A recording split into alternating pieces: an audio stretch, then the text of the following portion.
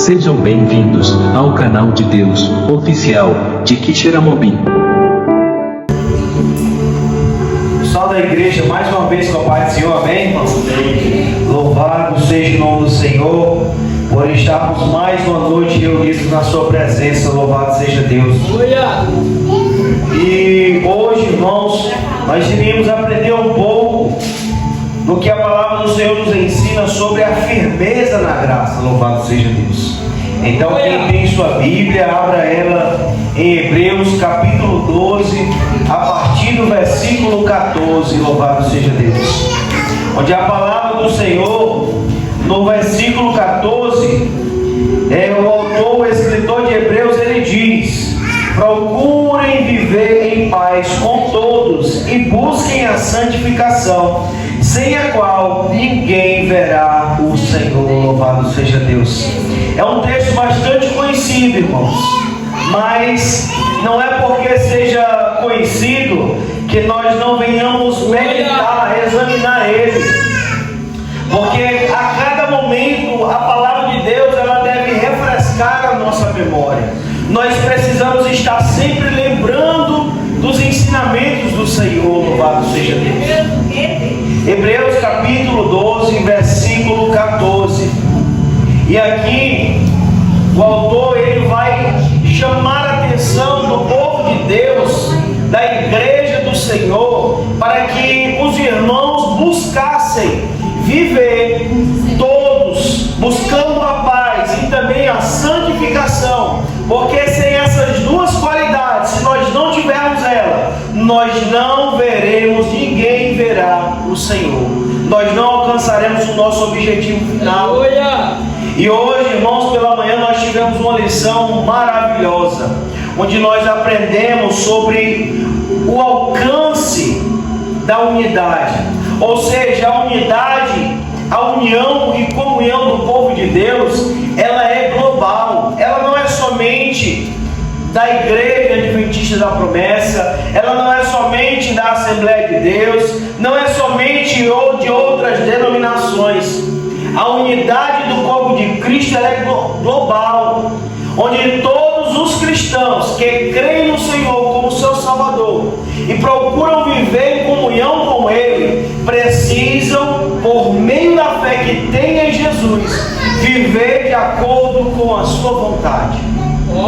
E o texto ele vai dizer que deve ser uma procura, uma busca nossa, deve ser uma atitude nossa, procurar viver em paz. É nós que devemos procurar pela paz, não é a paz nos procurar, é nós que devemos batalhar por ela. E como nós podemos viver em paz, viver em comunhão com o nosso próximo e com Deus, em um mundo tão duvidoso, um mundo tão cheio de confusão? É justamente, irmãos, buscando viver de acordo com a vontade de Deus, buscando viver de acordo com os ensinamentos da palavra de Deus, e assim nós iremos estar vivendo em paz, paz com o nosso Deus, por meio do sacrifício do seu Filho amado, e paz com o nosso próximo, por meio também do amor de Jesus sobre a nossa vida. E não somente procurar a paz, mas o autor vai dizer também que nós devemos buscar a santificação. Como o nosso irmão Edivaldo sempre fala, a santificação ela é um processo. Diariamente nós devemos buscar melhorar um pouco mais ao Senhor, se separar para o Senhor, viver de uma forma que venha agradar o nosso Deus, porque a santificação, irmão, é um chamado do Senhor para a sua igreja. Como diz lá em Pedro, o Senhor diz: sede santo, porque eu, o Senhor, sou santo. Louvado seja Deus. Então a santificação ela é uma característica de um servo fiel ao Senhor. E sem esses dois aspectos, irmãos, a palavra de Deus ela vai dizer na última frase do versículo 14, que sem a paz, sem a santificação, ninguém verá o Senhor. Aí já cai por terra aquilo que muitos pensam, onde Deus só quer o coração, onde E aqui o versículo vai dizer que sem essas duas qualidades, sem a busca por essas qualidades, nós não veremos ao Senhor. Não tem como nós encontrar com o nosso Deus dessa maneira, sem paz, sem santificação, porque o povo de Deus, como nós aprendemos hoje, é um povo que vive em comunhão genuína. E essa comunhão genuína é justamente através da prática da mutualidade. Aleluia. Que é justamente perdoar o nosso irmão, amar o nosso irmão e também servir os nossos irmãos. Louvado seja Deus. E por aí vai. Tem várias outras coisas. E tudo isso nós devemos buscar. Já o versículo 15 vai dizer: cuidem para que ninguém fique afastado da graça de Deus, e nenhuma raiz de amargura, louvado seja Deus, quase sem a palavra, perdão, irmãos, amargura, brotando cause perturbação, e por meio dela muitos sejam contaminados. Então a palavra do Senhor vai dizer sobre o autocuidado que devemos ter. Não deixar nenhuma raiz, nenhuma seta maligna, nenhuma contenda, nenhuma discórdia, ela brotar em nosso coração. Nós não podemos permitir, irmãos, com que a ira, com que a vingança, com que alguma desavença, ela venha brotar em nosso coração e assim causar perturbação. No povo de Deus não deve existir intrigas. No povo de Deus não deve haver pessoas que não amam umas às outras. Precisamos aprender a amar uns aos outros. Precisamos viver unidos no Senhor. Precisamos aprender a perdoar o nosso irmão. Não podemos guardar rancor em nosso coração. Se existe algum rancor, irmão, peça ao Espírito Santo para quebrar esse laço. Peça ao Espírito Santo para arrancar essa raiz de amargura, porque se ela brotar, se ela crescer no seu coração, porque quanto mais você acumula, mais difícil vai ser de você arrancar essa raiz. Tem pessoas que a gente fica até assustado. Não, eu sou intrigado de fulano acolá, sou intrigado daquele ali, não falo com aquele ali, não gosto daquele ali. A raiz está enorme e fica difícil de arrancar. E tudo isso faz com que a gente venha estar fora da graça do Senhor, porque o significado da graça e do amor de Deus é o perdão, irmãos. O próprio Mestre Jesus disse: se vocês não perdoarem as ofensas daqueles que lhes ofenderam, vosso Pai Celeste tampouco vos perdoará. Então o perdão é um significado da graça e misericórdia de Deus para conosco. E se nós não temos misericórdia para com o nosso irmão, Deus também vai agir da mesma forma, não tendo misericórdia da sua vida. O Senhor vai dizer: servo injusto, infiel, eu tive misericórdia de você e você não teve do seu próximo. Jesus contando na parábola, onde o rei perdoou o seu empregado, aquela dívida, mas o empregado tinha outro que lhe devia e não perdoou a dívida. E quando o Senhor soube pelos outros servos o que havia acontecido, ele lançou aquele empregado na prisão, dizendo: servo injusto, infiel, eu perdoei a sua dívida e por que você não perdoou a do seu próximo? Então, precisamos fazer, irmãos. Precisamos tomar cuidado, como diz a palavra, para que ninguém fique afastado da graça de Deus. Não podemos deixar isso acontecer. Se há alguma raiz de amargura brotando no seu coração, que cause perturbação, que faça com que você não sinta mais a presença de Deus, que faça com que você não sinta mais a vontade de orar, de ler a Bíblia, de estar na casa do Senhor, corre, pede perdão àquele irmão, se arrepende, para que essa raiz de amargura ela não venha te tirar da promessa dele. É isso que tem que ser feito. porque senão nós iremos passar anos e anos na igreja e no final de tudo ouvir a maior decepção, Jesus dizendo: apartai-vos de mim, maldito, vós que praticais a iniquidade. Mas Senhor, eu tive na igreja 30 anos, 40 anos de crente. Mas se você não aprender a perdoar, não aprender a ter um coração de bondade, viver em paz e santificação, o tempo que você passou não adiantará no dia do juízo. Precisa haver mudança. E aqui o autor de Hebreus ele vai falar que essas atitudes elas nos impedem de estar guardados pela graça do nosso Deus. Amém, irmãos? Amém. Aleluia. No versículo 16, ele vai citar o exemplo de Esaú. E aqui traz uma grande lição para a igreja, dizendo: e cuidem para que não haja nenhum impuro ou profano como Esaú. O que Esaú fez? Esaú fez a seguinte coisa, irmãos. Ele tomou a seguinte atitude: ele trocou a sua primogenitura, aquilo de mais valioso que Deus lhe entregou, trocou por um prato de comida.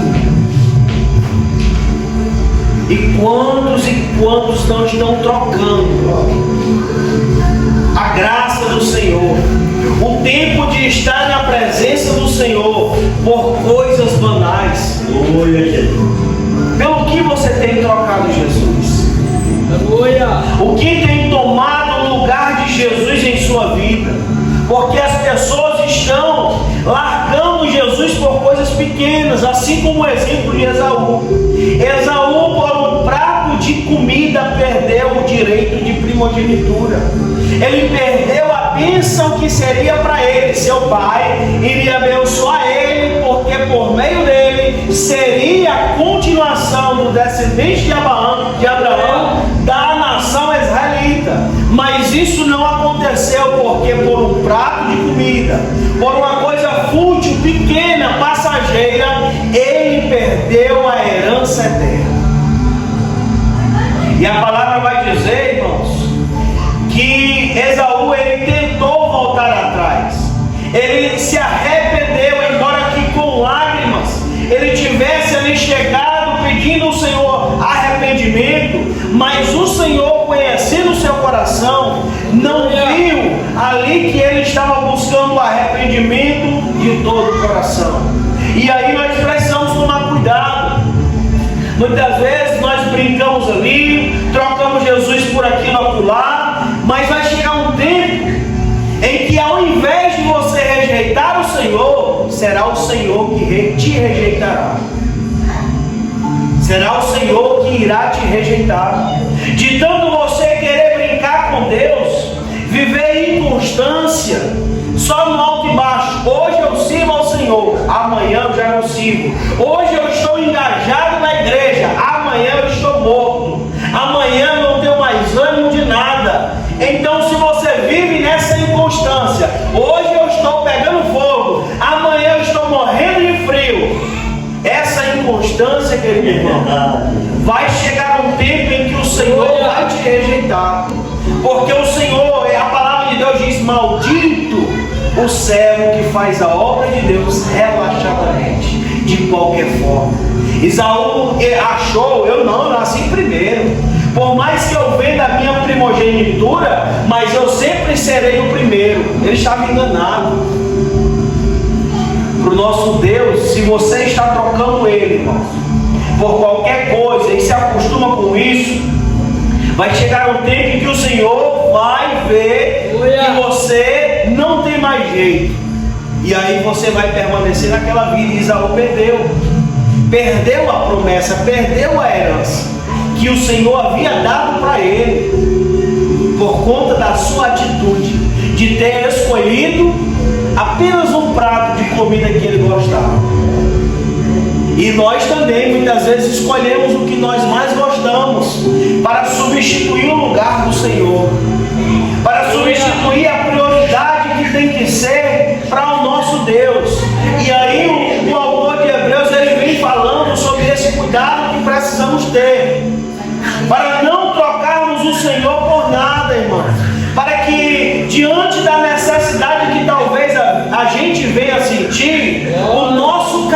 promessa de ser fiel ao Senhor seja muito maior. Louvado seja Deus. Como foi o caráter de Daniel, como foi o caráter de Sadraque, Mesaque e Abednego, onde mesmo em terra distante, eles decidiram não se contaminar com as iguarias. Eles decidiram não se curvar diante da imagem. E aí no livro, no capítulo 11, a palavra do Senhor vai mostrar ali os exemplos de fé dos primeiros heróis, dos patriarcas, das mulheres, de Moisés, de alguns israelitas que por meio da sua fidelidade, da sua fé em Deus, estão guardados, selados pela promessa. Mesmo que ainda Jesus nem passasse pela mente deles que viria e o que ele faria, mas eles permaneceram firmes na promessa, mesmo sabendo que ela iria se cumprir no futuro. E nós já sabemos da promessa, nós já sabemos que Cristo já cumpriu o sacrifício, já pagou o alto preço por nós. Como a nossa irmã Letícia louvou, a cruz era para mim, mas Cristo ele levou aquela cruz. Cristo ele suportou a coroa de espinhos, suportou os pregos, suportou os chicotes, suportou a humilhação, a blasfêmia. Ele ficou calado, suportou tudo isso. E nós temos a prova disso. Eles não tinham ainda no passado, mas permaneceram firmes. E nós temos a prova hoje.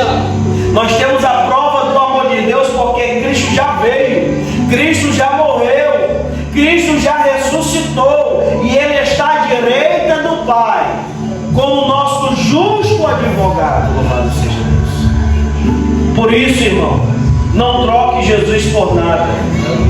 Não deixe com que qualquer coisa faça com que você seja um impuro ou um profano. Por um nada você coloque Deus inferior às coisas que você tem, aos afazeres que você tem. Porque Esaú ele fez isso. Ele trocou aquilo que de mais valioso o Senhor lhe presenteou. Precisamos tomar cuidado.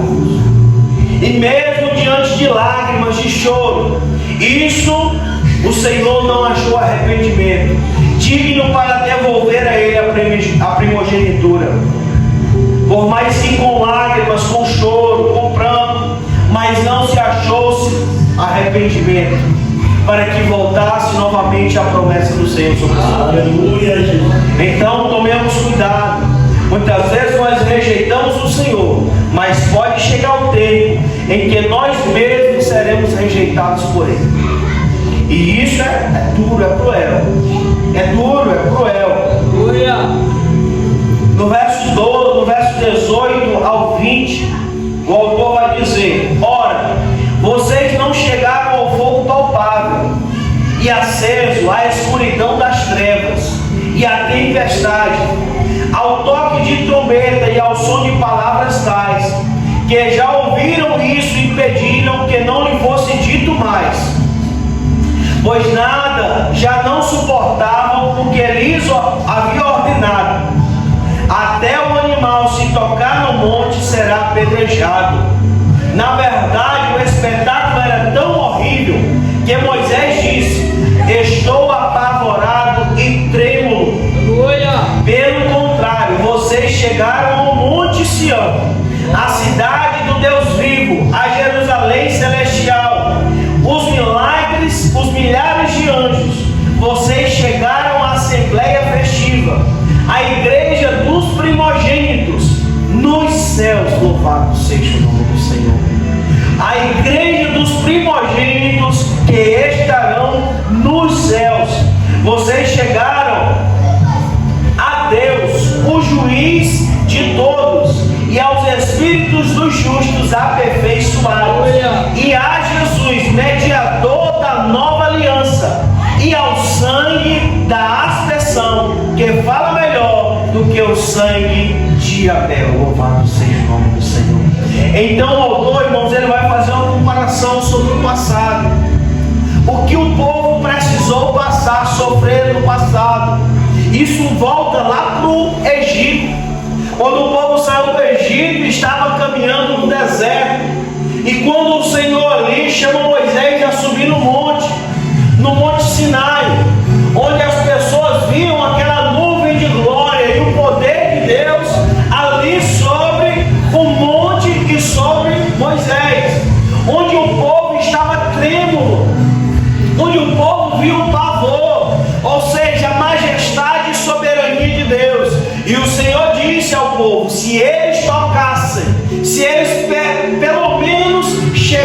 chegassem ao pé do monte, eles seriam consumidos, destruídos. Esse mesmo Deus, irmão, de poder e autoridade, Ele hoje nos faz ter acesso ao seu trono de glória, louvado seja Deus. Não no Monte Sinai, mas no Monte Sião Celestial de Deus.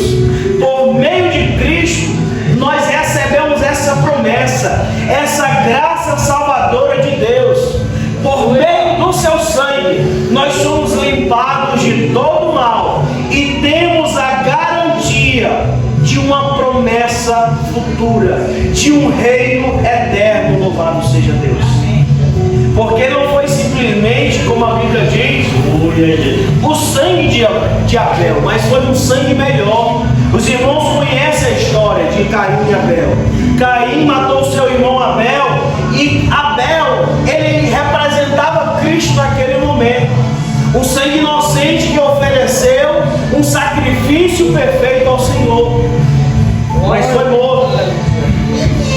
Mas Cristo, Ele mesmo se ofereceu como sacrifício vivo, por amor a mim e a você, louvado seja Deus. O sangue de Cristo se torna melhor, porque foi o próprio Deus que desceu a esta terra para morrer em nosso lugar, louvado seja Deus. O sangue de Jesus, ele é precioso e poderoso em nossa vida, porque Ele nos purifica de todo mal e Ele nos sela para o novo céu e a nova terra. É essa a esperança. É por isso que precisamos estar firmes na graça de Deus. Nós temos motivos, irmãos, para lutar, para perseverar, porque o valente de Deus, ele só alcança a vitória se ele pelejar, se ele batalhar, se ele lutar. Não existe vitória, não existe campeão sem batalhas travadas. Não existe vitória sem guerra. Talvez sim, mas como? Fez nada, não é vitória. Você apenas alcançou algo. Mas há uma luta, irmão, do povo de Deus, batalha. Como disse Judas, ele achou necessário escrever para que os irmãos, a igreja, ela batalhassem na fé, defendendo a graça salvadora de Jesus. Judas não é o Judas Iscariotes, não, viu, irmãos? É o Judas, irmão de Jesus, que escreveu o livro ali próximo ao Apocalipse, tá bom? Tem quantos capítulos, hein? Glória a Deus, olha aí, os irmãos são bons de Deus. E aí, irmãos, Judas escreveu que ele sentiu a necessidade de escrever para os irmãos a batalhar na fé. E aí, o apóstolo Paulo, ele vai dizer que ninguém que foi separado, foi escolhido por Deus para ser um representante, um soldado de Cristo, ele não se embaraça com as coisas dessa terra, ele não fica preso às coisas dessa terra, porque o seu alvo é o céu. E como vai dizer também em Filipenses, se nós já ressuscitamos com Cristo, o nosso pensamento está lá no alto. Não está. Nós vivemos aqui, mas o nosso pensamento tem que ser no céu. Nossa esperança é chegar no céu, irmãos. Assim como esses servos do passado, que permaneceram fiéis diante das lutas e provas que enfrentaram, assim também nós, pelo exemplo deles, devemos agir de tal maneira, a batalhar, a permanecer firme. Está passando por alguma luta? Pense na luta que Cristo enfrentou para que você pudesse ser vitorioso. Pense no que Cristo passou para que Ele pudesse, através da coroa de espinhos que Ele recebeu, te dar uma coroa de glória no futuro. Aleluia! Permaneça firme, igreja. Procura viver em paz. Busca a santificação para chegar à glória de Deus. Procura agir com cuidado, sendo fiel, tendo o Senhor acima de tudo em sua vida, para que a tua coroa permaneça guardada e preparada para o grande dia do Senhor, Ele poder te entregar. Você quer receber essa coroa? Quem quer receber essa coroa aqui? Eu quero, irmão. Então batalha, persevera. Se você quer receber a coroa das mãos de Deus sobre a sua vida, sobre a sua fronte, a sua cabeça, persevera. persevera firme, porque Jesus, o mediador da nova aliança, ele aspergiu o seu sangue, derramou o seu sangue, nos limpando e nos tornando mais alto do que a neve. E para concluir, o versículo vai dizer, no versículo 25, e até o versículo 26, irmãos, diz assim: tenham cuidado e não se recusem. Olha aí, tem muita gente fazendo isso, de ouvir aquele que fala. Pois se os que se recusaram a ouvir a quem divinamente os advertia na terra não escaparam, muito menos escaparemos nós, se desviarmos daquele que dos céus nos adverte. Aí o autor de Hebreus, ele vai falar do momento ali em que Jesus esteve na terra. Jesus advertia os fariseus, os escribas, as nações, todos que chegavam a ele. Jesus revelava o caminho, direcionava eles no que era necessário ser feito. E agora Jesus está no céu, ressuscitado, e muito mais juízo tem se nós não queremos ouvir a sua voz. Ele agora está no céu como um justo juiz, como advogado, Deus como juiz, Deus Pai. E assim, se nós não dermos créditos à sua voz, terrível coisa será para nós. Nós não teremos como escapar, como desviar da poderosa majestade de Deus.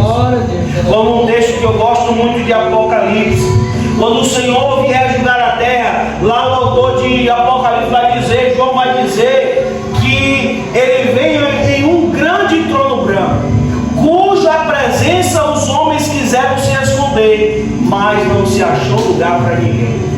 As pessoas vão querer se esconder do Senhor. Agora vou dizer, esse aí verdadeiramente é Deus.